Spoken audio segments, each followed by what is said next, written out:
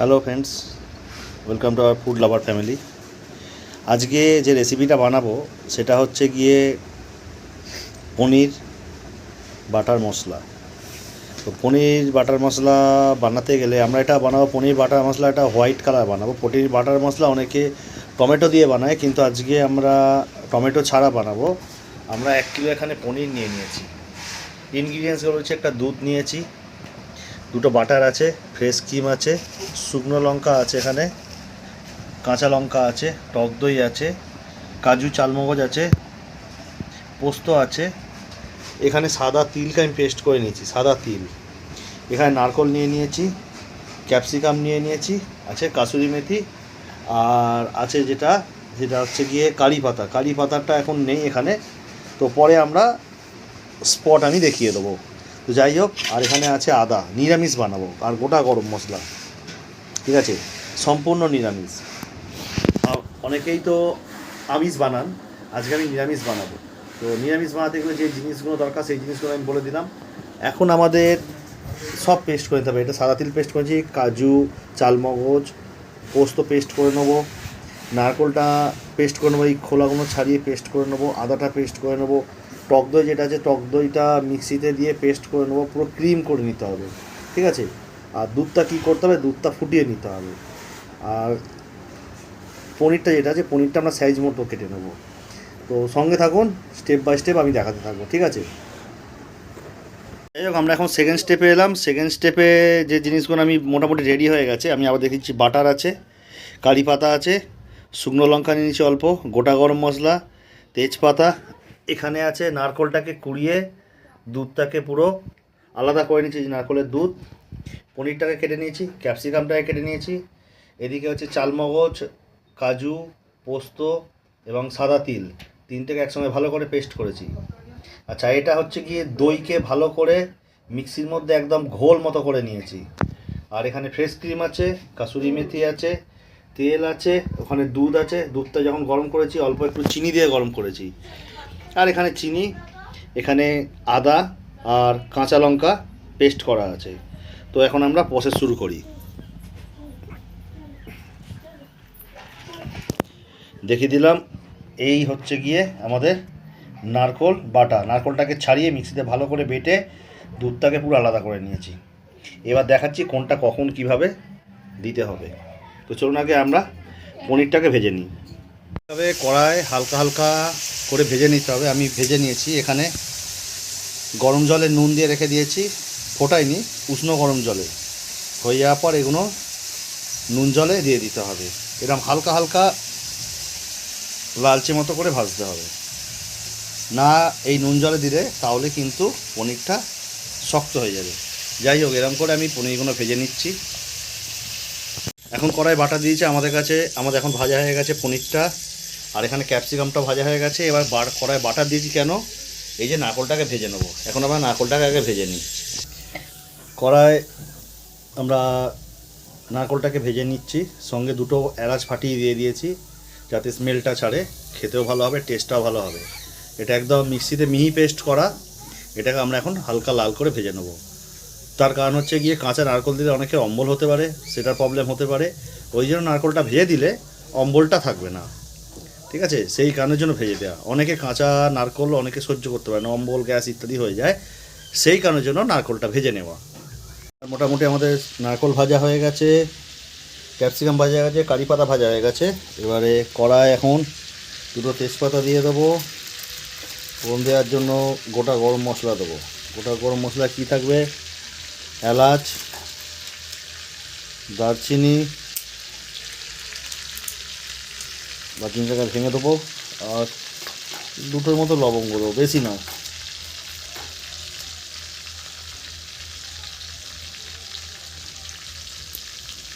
লবঙ্গ ফুলটা ভেঙে দিলাম, ভেঙে দিয়ে লবঙ্গগুলো দিয়ে দিলাম।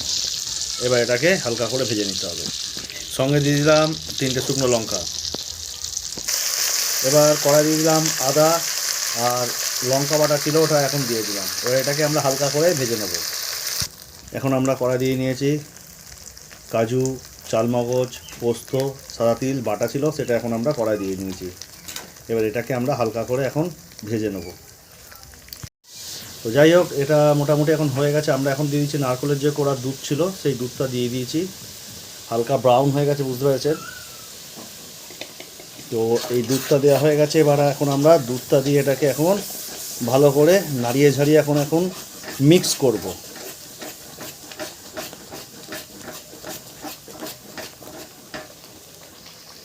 মোটামুটি কিছুক্ষণ আমাদের নাড়াঘাটা হয়ে গেছে। এবার আমরা কড়াই দিয়ে দেবো আমাদের গরম করে রাখা দুধটা, চিনি দিয়ে ফোটানো ছিল এই দুধটাকে এখন আমরা দিয়ে দেবো। দিয়ে এখন বেশ কিছুক্ষণ আমরা এটাকে ফোটাবো। তো চলুন ফুটিয়ে নিই এখন।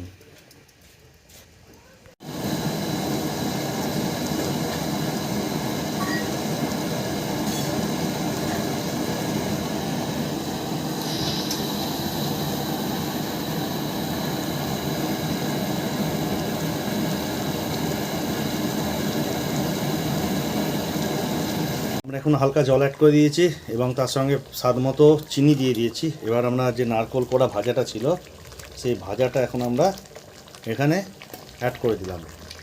হয়ে গেছে। এবার আমরা দিয়ে দেবো ফাটিয়ে রাখা টক দই। আপনারা হয়তো অনেকেই বলতে পারেন যে কী ব্যাপার, দুধ দিয়েছে তার উপর টক দই। আপনাদের একটা জিনিস বলে রাখি, সেটা হচ্ছে গিয়ে যখন কাজু আর চালমগজ পেস্ট যখন দেওয়া হয় তখন দুধের ওপর দই দিলে সেই জিনিসটা মানে কেটে যায় না। অনেকেই ভাববেন হয়তো দুধটা কেটে যাবে, কিন্তু না, কাটে না। কিন্তু যখন চালমগজ, কাজু, সাদা তিল এইসব দিয়ে যখন আপনার পেস্ট করে যখন ওটাকে ম্যারিনেশন করবেন, তখন ওটা তারপর যদি আপনারা দই দেন, সেটা জিনিসটা আরও ক্রিম হয়ে যায়, কিন্তু সেই জিনিসটা কেটে যায় না। যাই হোক, এটাকে এখন আমরা নেড়ে কেটে রান্না করে নেব। আমরা এখন দিয়ে দিয়েছি ক্যাপসিকাম। হাফ ভেজে রাখা ছিল, ক্যাপসিকামটা দিয়ে দিয়েছি। পুরো ভাজলে চলবে না, পুরো ভাজলে কুঁচকে যাবে, ঠিক আছে? তো হাফ ভাজবেন। এখন আমরা ক্যাপসিকামটা দিয়েছি, এখন আমরা কিছুক্ষণ ফুটুক। মোটামুটি কিছুক্ষণ আমরা ফুটিয়ে নিয়েছি। এবার আমরা আমাদের পনিরগুলোকে অ্যাড করব। পনিরগুলো আমরা ঢেলে দিয়েছি, কিছুক্ষণ ফুটতে দেবো। বেশ কিছুক্ষণ ফুটে গেছে। আমরা দুটো বাটার কিনেছিলাম, হাফ বাটার পড়ে আছে। এবার হাফ বাটারটাকে আমরা এখানে এখন দিয়ে দেবো, ঠিক আছে? মোটামুটি যখন দেখছেন আপনারা 80% কমপ্লিট হয়ে যাবে, তখন বাটারটাকে অ্যাড করবেন। তো বাটারটাকে আমি এখন অ্যাড করে দেবো। মোটামুটি ফুটছে। আমরা এখন এখানে অ্যাড করে দেবো কিছুটা ফ্রেশ ক্রিম।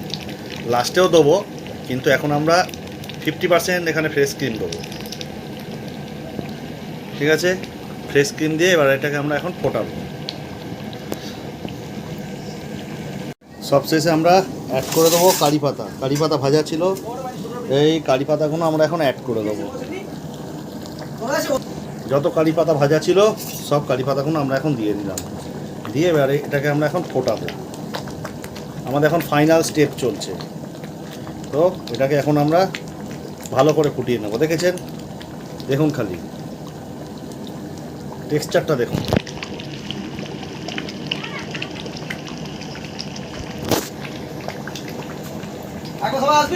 আমাদের রেডি হয়ে গেছে বাটার পনির।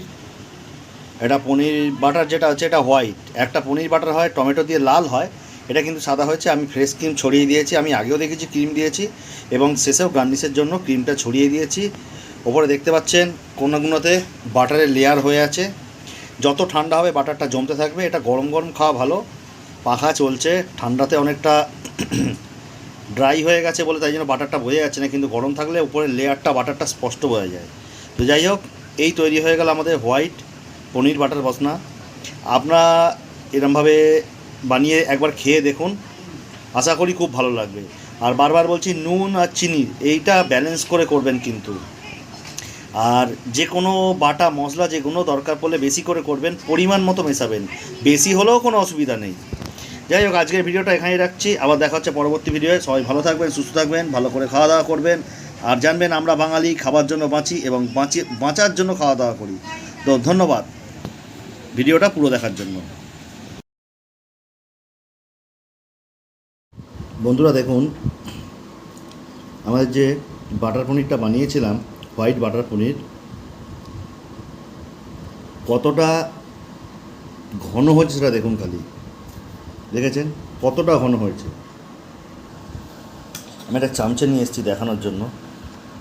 দেখুন খালি, ক্যাপসিকাম, কারি পাতা সবগুলো গোটা গোটা আছে। এই যে পনির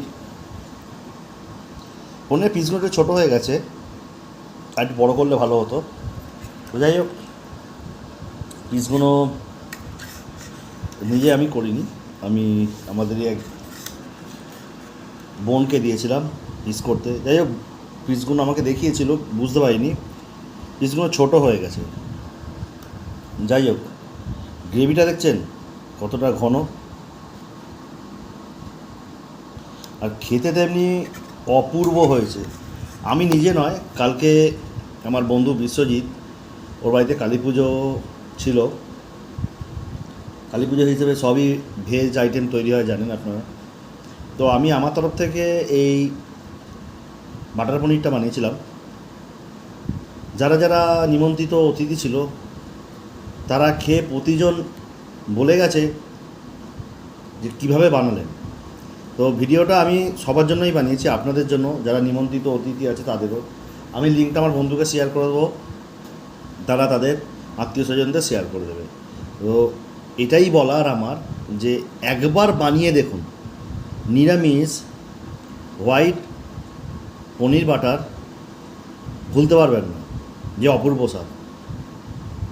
আজকে ভিডিওটা এ পর্যন্তই, এখানেই।